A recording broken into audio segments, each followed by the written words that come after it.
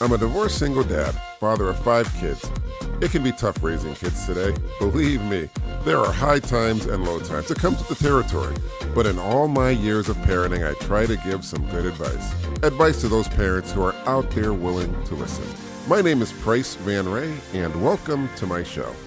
Today, we're going to be talking about childhood boredom. This is going to be a 2-part series. But first, I want to congratulate all the new parents out there. Boy, are you in for the time of your life. This is an exciting time and a great adventure, so cherish every moment. Now on with the show. So when it comes to childhood boredom, we all have kids. And kids can always get bored at the weirdest time, of course. But for those who don't have kids and want to know what to expect or what to do, this show's for you as well. So we're going to talk about when your child is bored, part 1, of course, things we can help your child with.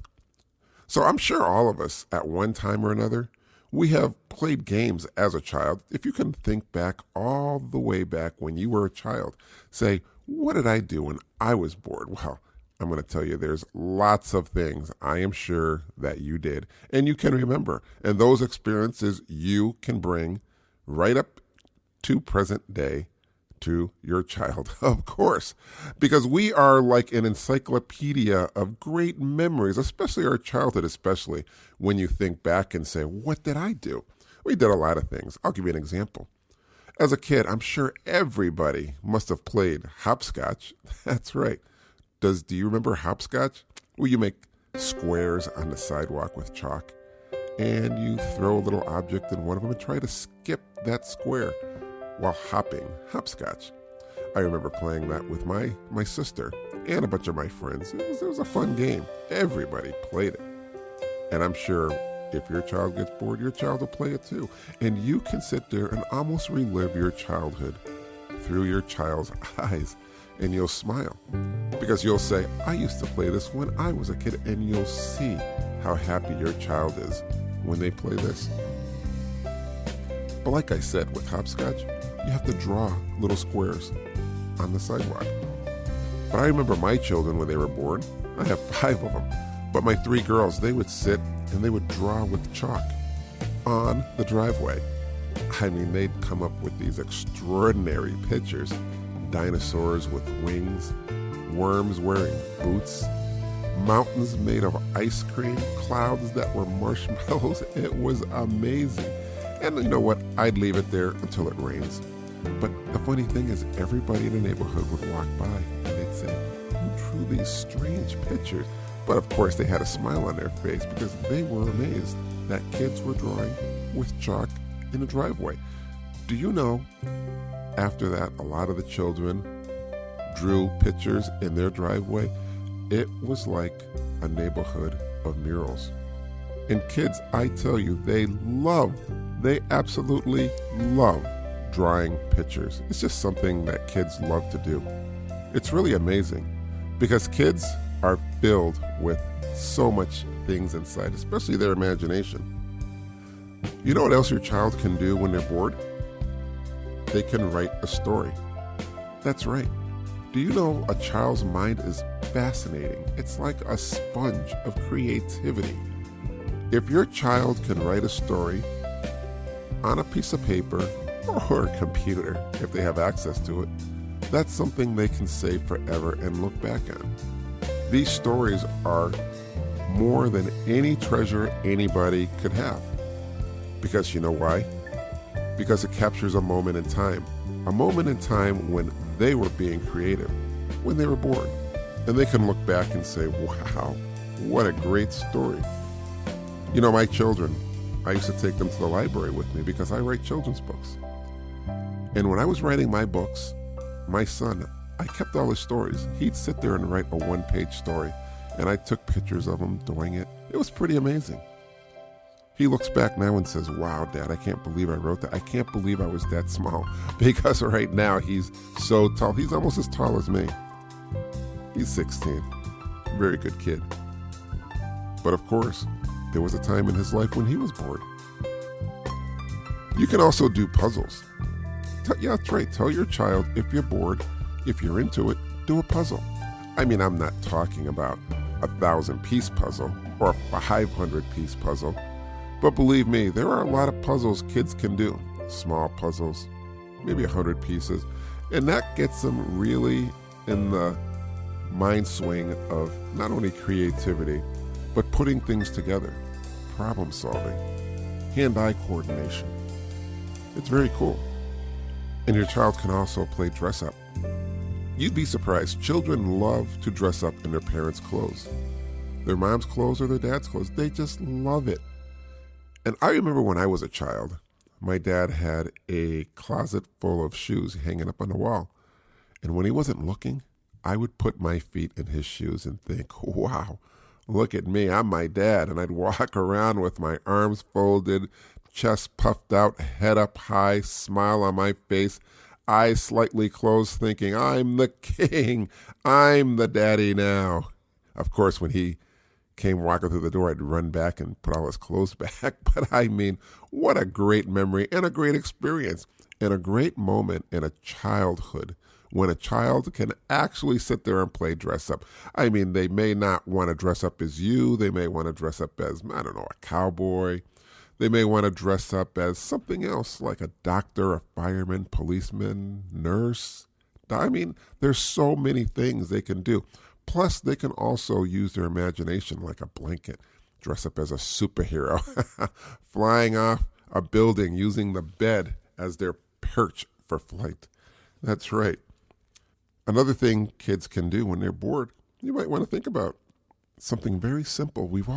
I am so positive we've all done this. You can blow bubbles. That's right, blow bubbles. Kids love, for some reason, they're fascinated by these bubbles that come out of this tiny little plastic thing or metal, and these round air light bubbles that just float and are taken with the wind. And you look very closely, these colors shimmer all over it. But you can watch them as they float up to the sky and then pop. It's just fascinating. Children find that fascinating. As a child, I've always found something like that very fascinating. And you blow more bubbles. And now, I mean, they have things where you can fan your arms while you're making bubbles, and you can make thousands of them at a time. Oh my God, it's amazing what these kids can do.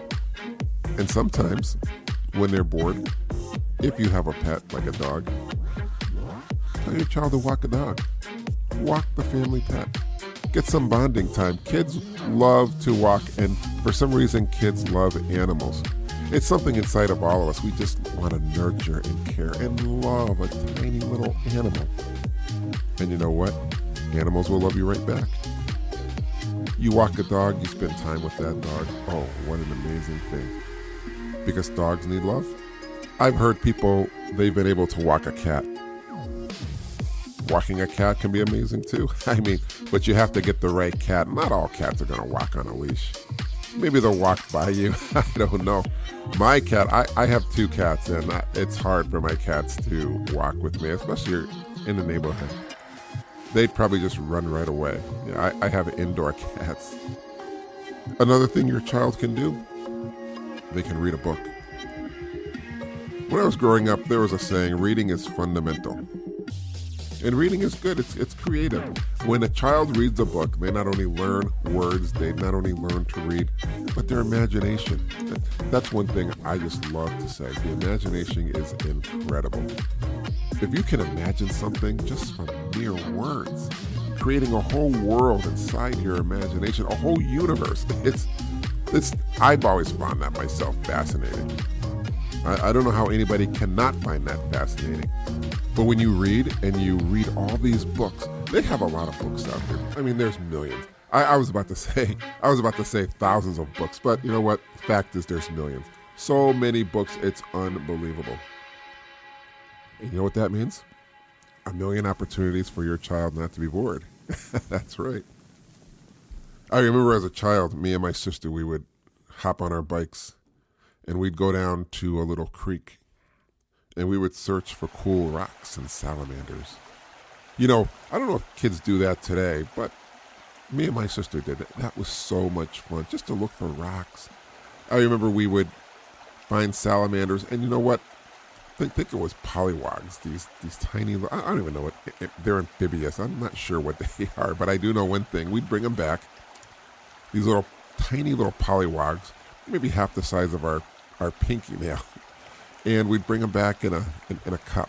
I don't know how we rode our bikes all the way back home from that creek without spilling a drop. Boy, the amazing things kids can do. And my mom would take the pollywog and say, "Oh, that's fascinating. You got that at the creek, huh?" I said, "Yeah." My mom would actually fill up the tub with a little bit of water so the pollywogs could be in it. And we would watch them grow, and they turn into frogs. They'd turn right into frogs. It was the most amazing things. I mean, these are memories that you can have with your child. And those memories, like I say, they'll last a lifetime.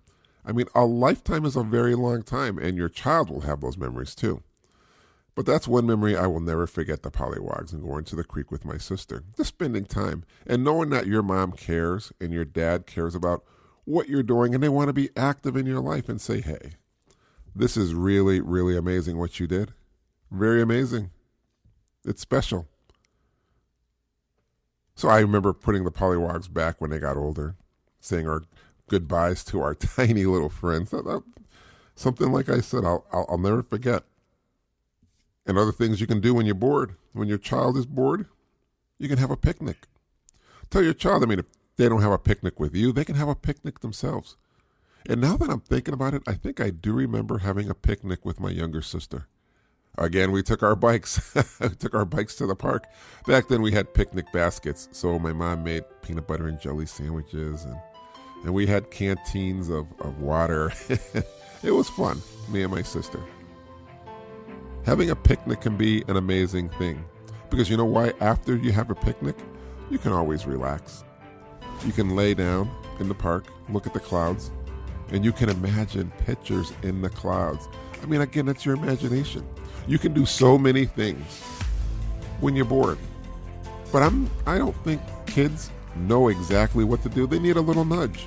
They need a little nudge. Sort of like, we all know when birds have little babies in their nests, and the birds get their wings, and they're a little bit afraid to jump out of the nest. Well, every now and then the mother bird has to nudge the tiny little bird out the nest so it can spread its wings and explore and do things. And when she does, hopefully the bird flies and sees so many more things and can do so many more things than it did when it was in the nest. And that's what you want for your child. You want them to explore. You want them to do more. You want them to use their creativity. And you should tell your child, there's no reason why you should be bored, honey, because there's so much to do in the world. This is a huge world, so big. Why are you bored, honey? Are you bored? Make a painting. Tell a child, you can make a painting if you have paint. If you're lucky enough to have some paint around the house, make a picture, make a painting. Maybe even if you have a fence, paint the fence. That's right. Or if you get some rocks, if you go to the creek, you can paint some rocks. Yeah, that's something. I didn't do it when I was a little kid, but I know they do that now. You can paint a rock and put a smiley face on it, or make a picture out of a rock. Get a nice round, smooth rock. Get some art brushes and tell your child, hey, have some fun. And if they don't want to paint rocks, there's always board games. I mean, board games have been around since the beginning of time, it seems like. Okay, maybe not since the beginning of time, maybe not like a million years, but I'm sure there have been games like board games. And when I was growing up, there was a lot of board games. I'd play checkers with my dad. I don't know if people play checkers anymore. I really don't. I play chess with my kids, but there's other board games. So many board games, and you can get them secondhand or cheap, or, at the city dump. Some places have like a swap shop where people donate stuff, and you can just browse around and you can get stuff. It's pretty amazing the great things you can do today. Board games, they can be fun. You can always tell your child, if you're really bored, you can look at some old pictures. When you were born, when you were a kid, or when I was, when I was a kid. Parents, I'm sure parents have old pictures of themselves, or the grandparents. Who doesn't love looking at pictures looking at what people wore back then, laughing at the hairstyles. Mom, Dad, you actually had a hair like that? Are you serious? And the things they wore. My dad, he used to wear suspenders. I don't know if they wear suspenders today, but I'd say, Dad, you wore suspenders? Dad, you had a part in your hair on this side? Wow, Dad, you had sideburns? I mean, those are all the things I remember telling my parents. Looking at old pictures can be fun. And then, when I was a kid, a lot of the pictures my parents took were in black and white. There was no color. So it's amazing to see what black and white pictures really look like. And they're a little bit different. For some reason, they just have some kind of a vintage look. And you can explain to your child, hey, when we were kids, we had cameras that had actual film in it. That's right. I don't think kids know what film is today because everything's digital. And when I was growing up, we had film. I'm thinking about it now. Do they even sell film anymore? Do they sell film? I'm not even sure. But it's pretty amazing because everything's now is on computers. Everything's digital. It's amazing. You can get your pictures instantly. Put them on a computer. Back then, we had to put them on paper. So I'm even saying to myself, if you show your child paper pictures, your child will probably say, you mean they're not on computers? They're not digital? What is this? This is like back in caveman time. I'm sure they might say something like that. And you just have to explain to them, listen, when we were kids, these are how pictures were taken. And they'll laugh and they'll probably understand. I don't see this too often. But kids do still have lemonade stands. I remember driving home over the summer, and a kid had a lemonade stand. He was outside selling lemonade. I made it a point to stop by and buy his lemonade. I think he was selling it for 25 cents a cup, but you know what? I gave him $1. I said, this is the best lemonade I had. It actually was really good because it was very hot, and I was so thirsty. But I bought a cup of lemonade for $1, and then I said, give me two more cups. They're so good. And I gave him $1 for each cup because he was so creative. And he was out there. He was a go-getter. And I said, I'm giving this kid some. He's going to make some money off me. That's right. But that lemonade, I'm not going to lie. That lemonade was delicious. It was cold. It was lemony. And it was great. And your child can have a lemonade stand. And lemonade stands, when I was a kid, you'd see them all over because kids just wanted to. When they were bored, their parents would go inside and they'd make the lemonade for them. And they'd say, hey, go outside and sell this. They'd have a little table and a chair and make a little sign, lemonade, and sit there. People drink it. People buy it. People love lemonade. I'm in the mood for lemonade right now. I'm so thinking about it. I'm like getting thirsty. I'm like, boy, I could go for a glass of lemonade. But yeah, if your child's bored, tell them to make a lemonade stand and help your child do that. You know what you don't see a lot of nowadays? What I don't see a lot, time capsules.